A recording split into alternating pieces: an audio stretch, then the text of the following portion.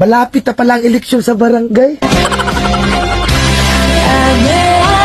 Marami na naman tayo makakasalubong na tao na bigla ka na lang ngingitian kapag nakita ka sa daanan.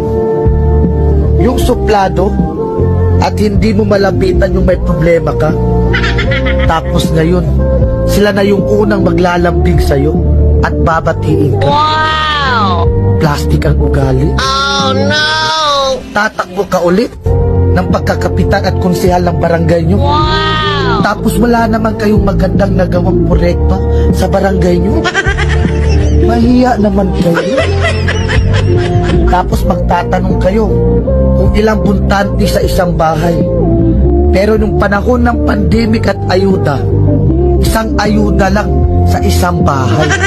Tapos kung mamalasi ka pa, wala ka pang makukuha na ayuda kapag kalaban mo pa ang tagalista.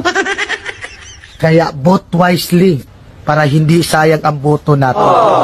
Tandaan nyo, sa ating boto, nakasalalay ang panalo ng isang kandidato. Wow! Kung may magtatangka sa'yo magbigay ng pera, sabihin mo, minimum 1,000. Aba, sa mahal na bilihin ngayon at bigas, hindi kasya yung 300.